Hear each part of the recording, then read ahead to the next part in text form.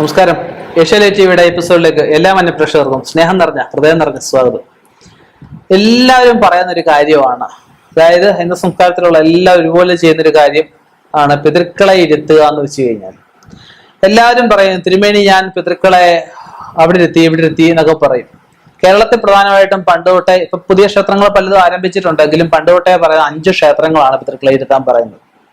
നിത്യം തിലഹോവനം കഴിക്കുന്ന അമ്പലത്തിൽ വേണം ഇരുത്താനായിട്ട്. തിരുവല്ലം, തിരുനെല്ലി, വർക്കല, ചേലാമറ്റം, തിരുവല്ലോവാരം, ഈ 5 ക്ഷേത്രങ്ങളാണ് ആദ്യകാലം തൊട്ടേ പിതൃക്കളെ ഇരുത്താൻ പറയുന്നത്. ഇപ്പം കുറച്ച് കാലം കൊണ്ട് മറ്റ് ഒരുപാട് ക്ഷേത്രങ്ങളിൽ ഇരുത്തുന്നുണ്ട്. പക്ഷെ ഇരുത്തുമ്പോൾ പല കാര്യങ്ങളും ശ്രദ്ധിക്കണം. എല്ലാ മഹാവിഷ്ണു ക്ഷേത്രങ്ങളിലും മഹാവിഷ്ണുവിലെ സൃഷ്ടി സ്ഥിതി സംഹാരം, സ്ഥിതിയുടെ അധിപതിയാണ് മഹാവിഷ്ണു. മഹാവിഷ്ണു ക്ഷേത്രത്തിൽ വേണം ഇരുത്താനായിട്ട്. മഹാവിഷ്ണു ഓരോ സാന്നിധ്യങ്ങളാണ്, ഓരോ സ്വരൂപത്തിലാണ് നമ്മൾ ഇവരെ പ്രതിഷ്ഠ കഴിച്ചിരിക്കുന്ന ക്ഷേത്രങ്ങളിലൊക്കെ. ഇപ്പൊ തിരുവള്ളത്താണ് പരശുരാമസ്വാമിയായിട്ടാ, വർക്കലയാകുമ്പോൾ ജനാർദ്ദന സ്വാമിയായിട്ടാ, ഇപ്പം തിരുനെല്ലിയിലാകുമ്പോൾ മഹാവിഷ്ണു ആയിട്ടാ. ഓരോ ക്ഷേത്രത്തിലും ഓരോ സ്വരൂപത്തിലാണ്. അപ്പം അവിടെ ഇരുത്തുമ്പോഴേ അവിടെ എല്ലാ ദേവന്മാർക്കും പൂജകൾ കിട്ടുന്ന കൂട്ടത്തില് ഇവർക്കും വേണ്ടുന്ന നിവേദ്യങ്ങൾ കിട്ടും. ഇരുത്തി കഴിഞ്ഞു കഴിഞ്ഞാൽ ശ്രദ്ധിക്കേണ്ടുന്ന ഒരുപാട് കാര്യങ്ങളുണ്ട്. നമ്മള് ഇരുത്തുമ്പോഴേ എന്തിനാന്നുള്ള കാര്യം നമ്മൾ ആദ്യം അറിയണം. ചിലർ പറയാം എന്റെ പിതൃക്കളെ എന്റെ കൂട്ടത്തിൽ ഉണ്ടാവണം, അനുഗ്രഹം ഉണ്ടാവണം, അതിനുവേണ്ടി ഇരുത്തത്തില്ല. ഒരു വ്യക്തി മരിച്ചു കഴിഞ്ഞാൽ പഴയതുപോലെ കർമ്മങ്ങൾ ശരിയാവുന്നില്ല. ഇപ്പൊ ഒരുപാട് കർമ്മങ്ങളിൽ പോരായ്മകൾ വരുന്നുണ്ട്. 1 വർഷം കഴിയുമ്പോൾ 365 ദിവസം കഴിയുമ്പോൾ ഈ ആളിനെ കൂടാതെ ഗതി കിട്ടാതെ നിൽക്കുന്ന ആരൊക്കെ ഉണ്ടോ അവരെ എല്ലാം ആവാഹനം ചെയ്തിരുത്തേണ്ട ആവശ്യമുണ്ട്.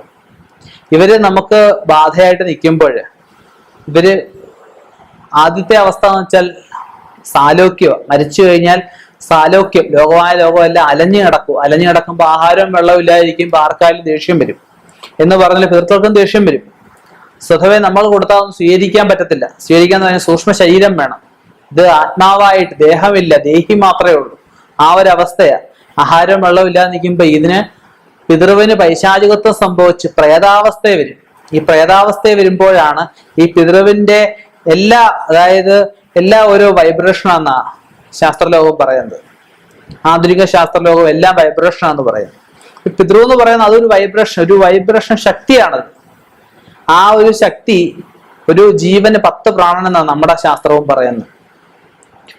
പ്രാണൻ, അപാനൻ, വ്യാനൻ, ഉദാനൻ, സമാനൻ, നാഥൻ, കൂർമൻ, കീഴൻ, ദേവതൻ, ധനഞ്ജയൻ. ഈ 10 പ്രാണനുകൾ ഒന്നിക്കേണ്ടുന്ന ക്രിയകൾ 1 വർഷം കൊണ്ട് പൂർണ്ണമായിട്ടും എല്ലാവരും ചെയ്യുന്നില്ല. ആ ക്രിയകൾ ചെയ്യാത്തതൊക്കെ നേരത്തെ വീഡിയോകളിലൊക്കെ ഞാൻ പറഞ്ഞിട്ടുണ്ട്. ആ പോരായ്മകളിൽ നിന്ന് കേരളത്തിൽ ആരും തന്നെ ആ ക്രിയകൾ പൂർണ്ണമായിട്ട് ചെയ്യുന്നില്ല. ചെയ്യുന്നവരുണ്ടാവും, വിരലിലുണ്ടാവും, മാത്രമായ ആൾക്കാർ. ഇന്ന് പല കർമ്മങ്ങൾക്ക് ഇതിന്റെ ക്രിയ പോലും അറിയാൻ വയ്യ. ഇന്ന് ആ ക്രിയകൾ 1 വർഷത്തിന് ശേഷം പൂർത്തിയായി കഴിഞ്ഞു കഴിഞ്ഞാൽ അത് ആദ്യം പിതൃ ഇരുന്നിട്ടുണ്ടോ, പിതൃവിന് തൃപ്തിയായിട്ടുണ്ടോ, മോക്ഷം കിട്ടിയോ എന്ന് നോക്കണം. മോക്ഷം കിട്ടിയില്ലെങ്കിൽ ആ സാലോക്യ അവസ്ഥയിൽ നിന്നും സാരൂപ്യ അവസ്ഥയിലേക്കുണ്ട്. രൂപം വേണം. അതിനാണ് ഈ ദേഹത്തിനെ നമ്മൾ രൂപത്തിലേക്ക്, സ്വർണം, വെള്ളി, പിത്തള, പഞ്ചലോഹം, ഇങ്ങനെ പല പ്രതിമകളാണ്, ചന്ദനമുട്ടി. അതില് ഏതിലാണ് അവർക്ക് താല്പര്യം വെച്ചാൽ അവരെ അതിൽ ആവാഹിച്ച് അവർക്കിരിക്കാൻ ഇഷ്ടം അവിടെ കൊണ്ടുപോയി സമർപ്പിച്ച് അവിടെ വേണ്ട കർമ്മങ്ങൾ ചെയ്യണം.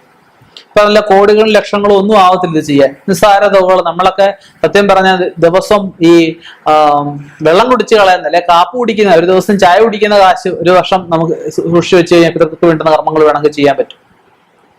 അത്ര ചെലവുകൾ കുറവാണ്. പിതൃദോഷം എന്ന് പറഞ്ഞാൽ സാരമായൊരു ദോഷം തന്നെ. നമുക്കുണ്ടാവുന്ന ഒരു ജാതകത്തിൽ പറയുന്ന ഒരു അനുഭവങ്ങളും നമുക്ക് ജീവിതത്തിൽ ഉണ്ടാകത്തില്ല. അനുഭവയോഗം എന്ന് പറയുന്ന ഒരു കാര്യം നമുക്ക് ജന്മത്തെ കിട്ടത്തില്ല. ഗതി പിടിക്കത്തില്ല, ഗതി ഉണ്ടാവത്തില്ല. മുന്നോട്ടുള്ള എന്ത് കാര്യത്തിൽ ഇറങ്ങിയ തടസ്സമായിരിക്കും. തടസ്സം കഴിഞ്ഞിട്ട് ഒന്നും കാണത്തില്ല. എന്തോ വഴിപാട് നടത്തിയാലും, ശയനപ്രദോഷം സ്വർണം കൊണ്ട് ലാഭാരം ചെയ്താലും ഫലം കാണിക്കത്തില്ല. പിതൃദോഷം എന്ന് പറഞ്ഞാൽ സാരമായൊരു ദോഷം തന്നെ. നമ്മൾ ഈ പിതൃദോഷത്തിന് പല രീതിയിൽ ചെയ്യാം. 3 ദിവസത്തെ ക്രിയയായിട്ട് ചെയ്യാം, 3 നേരത്തെ ക്രിയയായിട്ട് ചെയ്യാം, 2 നേരത്തെ ആയിട്ട് ചെയ്യാം, 1 നേരത്തെ ആയിട്ട് ചെയ്യാം. 1 നേരത്തെ തീരെ അങ്ങ് ലോപിച്ചു, അത്രയും കുറയ്ക്കാൻ ഞാൻ പറയത്തില്ല. 3 നേരത്തെ ക്രിയ, 3 ദിവസത്തെ ഒരുപാട് സമ്പത്തിയൊക്കെ ഉള്ളവരാണ് വായനയൊക്കെ ആയിട്ട് 7 ദിവസത്തെ വരെ ഈ സപ്താഹം ഒക്കെ നടത്തിയിട്ട് ആവാഹിക്കുന്നവരൊക്കെ ഉണ്ട്. അപ്പൊ ഇതിൽ സാരൂപ്യാവസ്ഥയിലേക്ക് കൊണ്ടുവരാന്നുള്ള 3 നേരത്തെ ക്രിയ ഞാൻ പറയാം. രാവിലെ ഗണപതി ഹോമം, മൃത്യുഞ്ജയ ഹോമം, സുഹൃത ഹോമം കഴിക്കാം. വൈകുന്നേരം ഭഗവതി സേവ, സുദർശന ഹോമം. അതിന്റെ സംഖ്യയൊക്കെ നമുക്ക് പ്രശ്നം വെക്കുമ്പോഴാണ് ചിന്തിക്കുക 5008 10,008 ആ സുദർശന ഹോമം കഴിച്ച് പരദേവതകൾക്ക് പൂജ കഴിച്ചിട്ടാണ് ഒരു ജ്യോതിഷനെ വിളിച്ചിരുത്തി നമുക്ക് ആ പറഞ്ഞിരിക്കുന്ന പിതൃക്കളെ പേര്, നാള്, മരിച്ച നക്ഷത്രം, വീട്ടുപേരൊക്കെ പറഞ്ഞ് ആവാഹിച്ച് അവർക്ക് പിറ്റേ ദിവസം രാവിലെ ഇവർക്ക് ശുദ്ധാദി ക്രിയകളൊക്കെ ചെയ്തതിനു ശേഷം തിലഹോമം, ഗണപതി ഹോമം പിറ്റേ ദിവസം രണ്ടാമത്തെ ദിവസം രാവിലെ, മൂന്നാമത്തെ നേരത്തെ ക്രിയയിൽ ആദ്യം ഗണപതി ഹോമം, അതിനുശേഷം തിലഹോമം, സായുജ്യ പൂജ, ദ്വാദശനാമ പൂജ. ദ്വാദശനാമ പൂജ 12 ബ്രാഹ്മണർക്ക് മഹാവിഷ്ണു സങ്കല്പത്തില് മഹാവിഷ്ണുവിന്റെ 12 സ്വരൂപത്തില് 12 അവതാരത്തിലുള്ള ആ പൂജകള് ദ്വാദശനാമ മഹാവിഷ്ണു പൂജ നടത്തി 12 ബ്രാഹ്മണർക്ക് ദ്രവ്യങ്ങളും വസ്ത്രങ്ങളും കാലകഴിച്ചൂട്ടും ഒക്കെ നടത്തി അത്രയും ഗംഭീരമായിട്ട് വേണമെങ്കിൽ ചെയ്യാം. ഇല്ല, പറ്റുന്നില്ല എങ്കിൽ 2 നേരത്തെ ക്രിയാഭാഗമായിട്ട് നമുക്ക് ഈ പിറ്റേ ദിവസം രണ്ടാമത്തെ ദിവസം രാവിലെ ചെയ്യുന്ന ക്രിയകൾ നമ്മൾ സമർപ്പിക്കുന്ന ക്ഷേത്രം ഏതാണോ അവിടെ ചെന്ന് നമുക്ക് ചെയ്യാനുള്ള സാഹചര്യങ്ങളുണ്ട്. കാലകഴിച്ചൂട്ടും ഒന്നും കാണത്തില്ല, എന്നാൽ അവിടെ ചെന്ന് തിലഹോമവും മറ്റ് സായുജ്യ പൂജകളും ഒക്കെ ചെയ്യാം.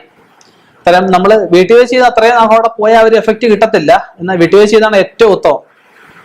അവിടെ വെച്ച് ചെയ്ത് ഈ ദോഷങ്ങൾ മാറ്റിയതിനു ശേഷം സല്ലക്ഷം സ്ഥാപിക്കുക, മറ്റു ദോഷങ്ങളൊന്നും വരാതിരിക്കുക. എല്ലാവരും ചെയ്യുന്ന മരിച്ച അവസാനം ആവാഹിച്ചവർ മാത്രമേ എടുത്തു, ഇതിനു മുമ്പ് മരിച്ചവരൊന്നും ആയിരുന്നില്ല.